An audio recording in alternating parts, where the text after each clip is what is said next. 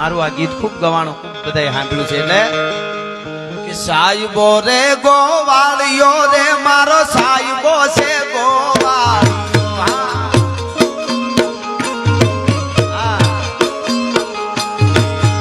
સાહેબો છે ગોવાળિયો રે મારો સાહેબો રે ગોવાળિયો. ગોવારણ ગીરની મારી રામ રાધાની જોડલિયા.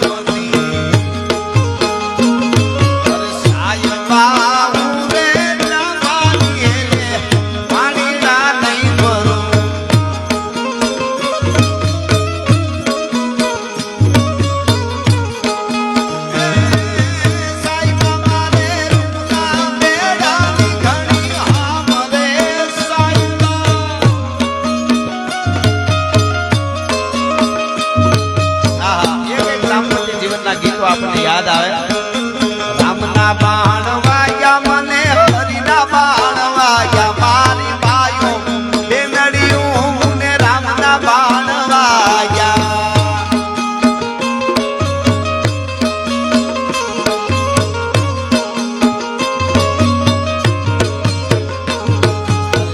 પરમાણે નથડી મારી ખીલડી લે રે જાય મારી ખીલડી લે રે જાય મારી બેનડિયું ને રામના બાણ વાગ્યા.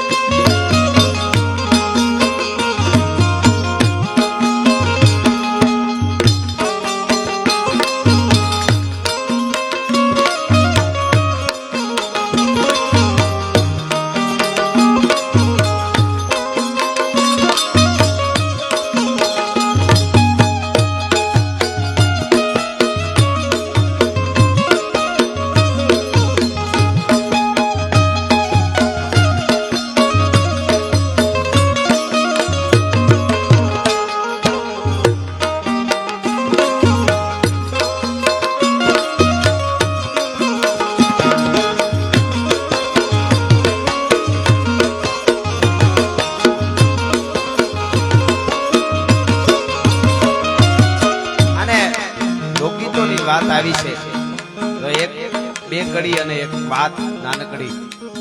આપણા લોકગીતો એમનેમ નથી, એની પાછળ અદ્ભુત વાતો પડી છે.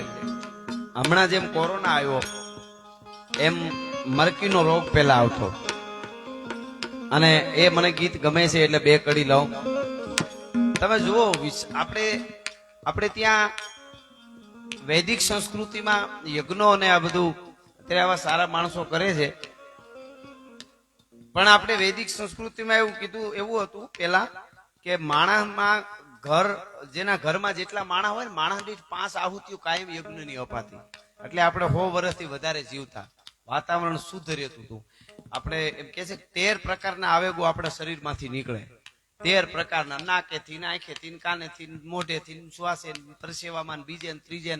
એ બધાય વાતાવરણ બગાડે. એટલે સવારમાં જાગી અને પેલા 5 આહુતિ માણસ દીઠ યજ્ઞમાં કરતા. ઘણા નથી વાતો કરતા તજ ને તલ ને આ ઘી ને ખોટું બગાડી નાખો છો, એવું નથી. કેટલું હવે તો વિજ્ઞાને સાબિત કરી દીધું. હવે તો ઓલો ભોપાલ કાંડ જયારે બનેલો ઓલો ગેસનો, એ વખતે કે છે કે એક ઠેકાણે કોઈ પરિવાર બ્રાહ્મણ હતો, એનો અહીંયા યજ્ઞ ચાલતો હતો, એના આખા ઘરમાં ઈ બચી ગયા હતા. એ વાતાવરણ એટલું ઓક્સિજન એવું બંધાઈ ગયું, ગાયના ઘી ઓમાતા હતા, એને ઓલું એને નહોતો, એને કાંઈ શ્વાસ ન રૂંધાણો, કાંઈ ન થયું. એ વિજ્ઞાનની હવે ખબર પડી આ બધી. પણ આપણે ત્યાં એક એક આ બધી પરંપરા જાળવવા માટે આ બધું એમને હતું. એટલે મારા પ્રોગ્રામમાં કાયમ હું કહેતો હોઉં છું કે દુનિયાના દેશોને લુગડા કેમ પહેરવા એ ખબર નહોતી, તેથી મારા ભારતમાં સનાતન સાધુની યુનિવર્સિટીઓ હાલતી હતી, તક્ષશિલા અને નાલંદા અને એ તમે જોવો તો ખબર પડે. એ આપણી ઉજળી પરંપરા છે. એટલે પરંપરા જેને જાળવી છે એને આ લોકગીતો, એને આ વાતો એ સમજાય. પણ વિરાટ તમે જો આ યજ્ઞની મેં એટલે વાત કરી, જેટલું સૂક્ષ્મ, ઘણાને એમ થાય ને કે ઘી બગાડે, પણ એ જેટલું બળતું બળતું સૂક્ષ્મ થાય ને એટલું સીધું વેરાટ થઈ જાય. સૂક્ષ્મ થાય સીધું વેરાટ. અને એ હવે આપણે કોરોના દેખાડી દીધું. હાવ થોડું કે છે કે દુનિયા આખીમાં જેટલા કોરોનાના જંતુ બધા ભેગા કરે 5 ગ્રામ પૂરા નહોતા કે, અને દુનિયાને બધાને હજડબમ કરી દીધી ને. એટલે જેટલું સૂક્ષ્મ બને એટલું સીધું પાછું વેરાટ થઈ જાય છે. એમ એ વખતે મરકીનો રોગ આવેલો. દરિયાકાંઠાનું કોઈ સૌરાષ્ટ્રનું ગામડું, એ એક પછી એક ટપોટપ માણસ મરવા માંડેલા. એમાં એક ઘરમાં આખો પરિવાર, દાદા દાદી, મા બાપ, ભાઈ બધા મરી ગયા. 13 વર્ષની એક દીકરી બચી ગઈ એકલી. ઘણી વખત એવું બચી જાય. એ રહી ખૂબ રોય, પરિવારને યાદ કરી ખૂબ રોય. પછી વિચાર થયો કે હવે એકલી કેમ અહીં રહેવાય, મડા પડ્યા છે ને. દીકરી હાલતી થઈ ગઈ, દરિયા કાંઠે રોતી જાય. નાનો ભાઈ યાદ આવે, માં યાદ આવે, દાદા દાદી, બાપ, પરિવાર યાદ આવે. એ તો એને જેના માથે પીડ્યા હોય દુઃખ એને ખબર હોય ને. એ બહુ ન પૂછો દાજેલા દલડાની વાતું, વાતડીએ વ્રેમંડ ડોલે. મારી વાતડિયું મહાણો સાંભળે તો મહાણના મૂળદાય રૂવે રે, વાતડીએ વ્રેમંડ ડોલે. મારી વાતડિયું મંદિરો સાંભળે તો મંદિરોની મૂર્તિઓ રૂવે. ઈ બાઈ 13 વર્ષની દીકરી ગાતી જાય ને હાલી જાય દરિયા કાંઠે. એમાં બીજું એક ગામ આવ્યું, ગામના પાદરમાં ઝૂંપડું ને એમાં એક બાળક રોવે. એટલી રાયડું નાખીને કાળી વરાયું નાખે. પોતાનો ભાઈ છોકરીને યાદ આવી ગયો. એટલે કે મારો ભાઈ, એનો ભાઈ મરી ગયો આ રોગમાં, કે જેમ મારો ભાઈ મર્યો એમ કોકનો છોકરો રોવે છે. એનું શું થયું છે? એકલો હોય છે. હળી કાઢી અને ઝૂંપડામાં ગઈ ને તો 80 વર્ષના ડોહી છે, એ ખાટલામાં પીડ્યા છે, છેલ્લા શ્વાસ છે, પડખામાં છોકરો રોવે છે. હળી કાઢીના છોકરી કીધું, અરે માડી તમને શું થયું? આની માં ક્યાં છે? આ છોકરાને તેડી લેવો જોઈએ ને એમ કરીને પોતે તેડી લીધો. અને બાળક નાનો રોવે, 6 મહિનાનો દીકરો રોવે, 6 મહિનાનો વરહદીનો, એને તેડી લીધો. હવે હકીકત એ હતું કે એનું આખું ઘર મરી ગયું. આ દાદી એ કરતી ને છોકરો હતો. આ દાદીના છેલ્લા શ્વાસ. અને ઈ દાદી આમ બાવડું પકડ્યું દીકરીનું, તું કોણ છો? કે હું તો જેવું હોય મારું આખું કુટુંબ મરી ગયું છે, પણ હવે આની ચિંતા ન કરતા, આ છોકરાને હું મોટો કરી લે. તમે તમારા શ્વાસ છોડો, તમારા આત્માને સદગતિ કરો. ડોહી કે એમ મને સદગતિ નહીં થાય. કાં તો મેં ઘણા સપના જોયા, મને કાંઈ વાંધો નહોતો. મને એમ હતું કે આ મોટો થાય ને એનો હક પણ કરી અને એની હક પણ લગ્ન કરવા, પણ કદાચ લગ્ન સુધી કદાચ હું ન જીવું, પણ હક પણ એકવાર મારા હાથે કરીને એની વહુનું મોઢું જોવું મરું તો જ મને હરગમાં જગ્યા મળે. નકર મારો અસરગતિએ મારો આત્મા જાહે, એટલે મારો જીવ નથી જતો. કે હું એને લગ્ન કરાવી દઈશ ગમે ને, બસ માં તમારા આ દીકરાને લગ્ન કરી દેવાની જવાબદારી મારી. હવે માં તમારો પ્રાણ છોડો એમ મને નહીં, મારે જીવ નહીં જાય, મારે મોઢું જોવું છે. અને તેથી પોતે આહુડા આંખમાં હતા. એ લુઈ સૌરાષ્ટ્રની ધીંગી ધરતીની 13 વર્ષની દીકરી એમ કીધું તું માડી તો સાંભળી લ્યો, આજથી આ મારો પતિ, આને મોટો કરીને આરી હારે હું લગ્ન કરીશ. તમે કલ્પના તો કરો, આ ઘટનાઓ બની છે હોરઠમાં. આની હારે હું લગ્ન કરીશ. અને બહુ રાજી થઈ ગઈ ડોહી, શ્વાસ છોડી દીધા, ડોહી મરી ગઈ. આ વરહદીના બાળકને તેડી અને દીકરી વહી ગઈ દરિયા કાંઠે. ઝૂંપડું બાંધ્યું, મજૂરી કરે, મજૂરીએ જાય તોય આને ભેળો રાખે. ક્યાંક બેહારીને મજૂરી કરે, પોતાનું ખાવાનું કરે, છોકરા હાટું દૂધ લે, કોકનેથી પતિ તરીકે માને છે. એમાં 2-3 વર્ષ બીજા વયા ગયા. 2 વર્ષ આ 6 મહિનાનો વરહદીનો હોય છે ને, 2 વર્ષ બીજા વયા ગયા. દીકરી 15 વર્ષની થઈ ગઈ.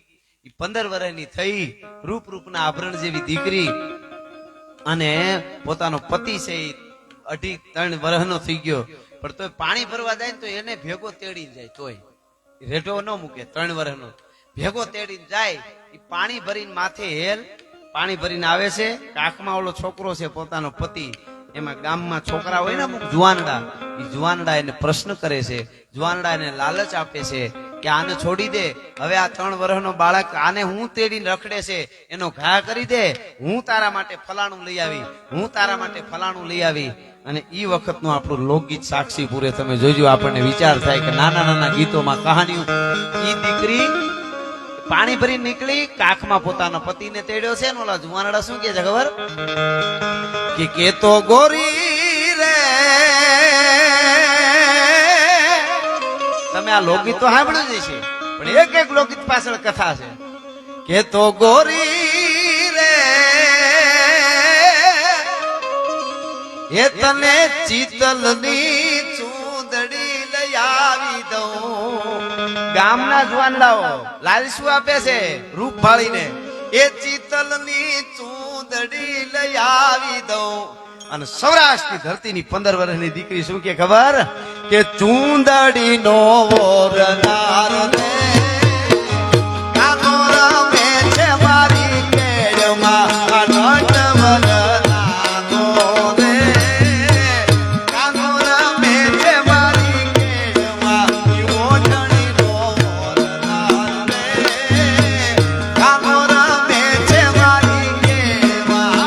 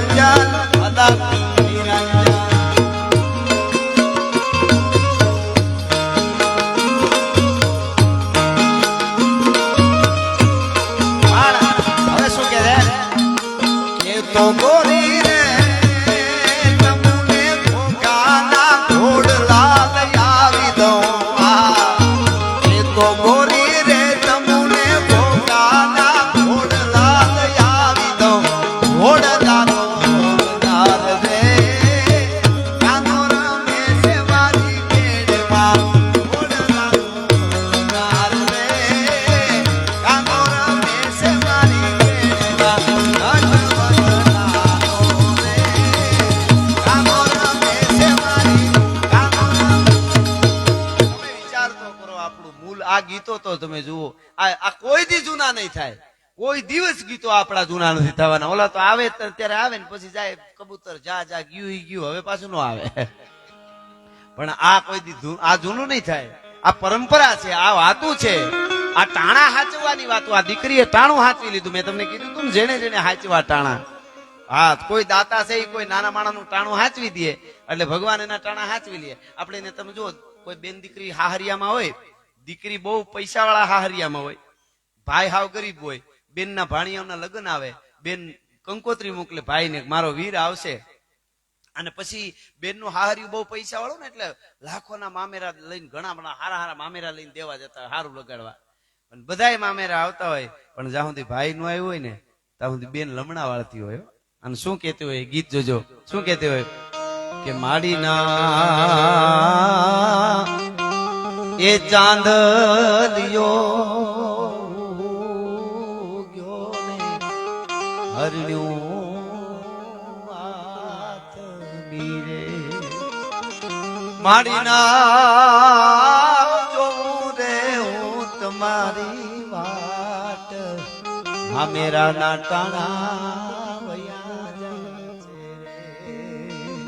હવે સાંભળજો, ઈ બેન બધાય મામેરા આવતા હોય પણ ભાઈ ગરીબ હોય, અભેરાયેથી જૂનો ત્રાહડો ઉતારી કાહાનો પિત્તળનો અને કાહારાની હમોનમો કરાવી ઓટાવી અને તૂટલ પેસેડીમાં બાંધી ખંભે અને મામેરું લઈને માંડવામાં ઉભો રહીએ ને, બેન ને લાખોના મામેરા નો દેખાય, ભાઈ નો ત્રાહડો જ દેખાતો હોય કે મારો વીર આવી ગયો, મારા વીરે ટાણું હાંચવી દીધું, મારો વીર. તમે વિચાર કરો શું કામે ટાણે આવી ગયો.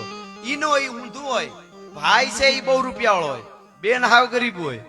અને ભાઈ બેન કંકોત્રી મોકલે, મારા ભાણિયાના લગ્નમાં આવી જજો મારા વીર. અને ભાઈ કે એકચ્યુઅલી દુબઈમાં મીટિંગ છે એટલે ત્યાં લગ્નમાં નહીં પહોંચું પણ પછી આવી જઈશ, તારા હાટુ કઈક સારું લેતો આવીશ. અને લગ્ન પછી ભાઈ આવે અને આવીને બેન ને એમ કે કાલે આ તારા હાટુ હોનાનો હાર લઈ આવ્યો છું, ડાયમંડ નો હાર લઈ આવ્યો. તાકણખાર બેન હોય તો કહી દે કોઈ ભિખારીને દઈ દેજે, મારે તારી જરૂર હતી, તારા હારની જરૂર નથી. કહેવાનો અર્થ એટલો જ છે કે જેને જેને હાચવા ટાણા જીવનના મૂલ્ય છે. તો આ અમીરાત ઘણી બધી ફરમાઈશો છે પણ સમય પ્રમાણે બધું વિષય બદલી જવા હોય એટલે બીજી વધારે નથી લેતો. પણ આ અમીરાત, આ ખમીરાત, આ પ્રેમ, આ ભાવ, આ કરુણા, આ ત્યાગ, આ મહેમાનગતિ, આ જમીર ખમીર આપણને ક્યાંથી મળ્યું? છેલ્લે મેઘાણીની બે કડી કહીને મારા શબ્દોને વિરામ આપીશ. ક્યાંથી આપણને મળ્યું આ બધું? તો મારી જનની ના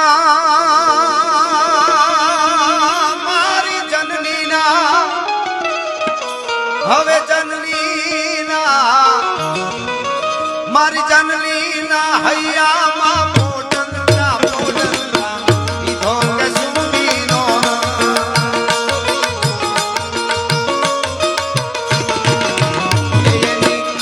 એની ધોલા જામન કે ધારાએ પાનો સુમીનો હો રાજ મને લાગ્યો સુમીનો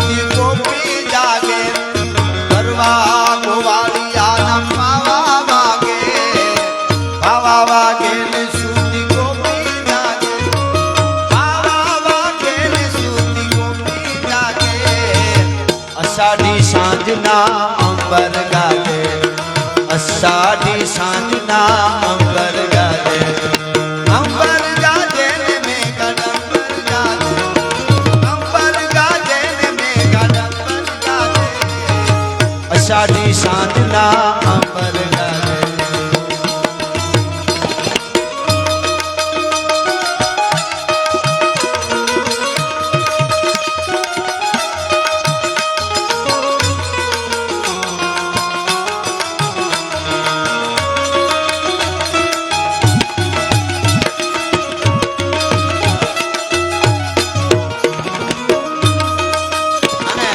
સંસ્કાર મારા ધાવણમાંથી, પછી ઉદરમાંથી પહેલા, પછી ધાવણમાંથી, પછી બેનના હલરડામાંથી અને પછી ક્યાંથી મળ્યા કડી સાંભળજો.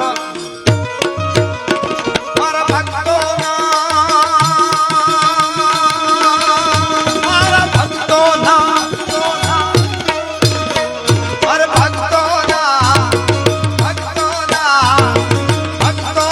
કપૂરથી ટપકેલો મસ્તી પર ચાખ્યો કસુમીનો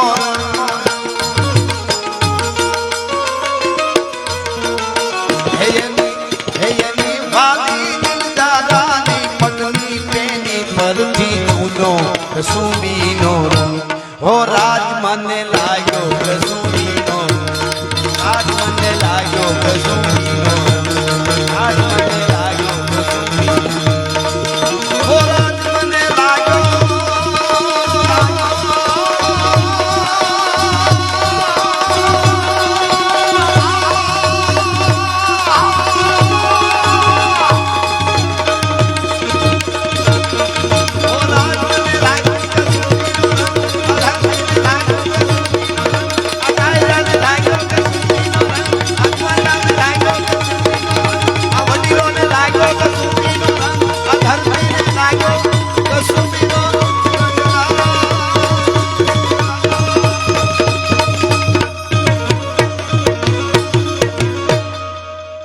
सनातन धर्म की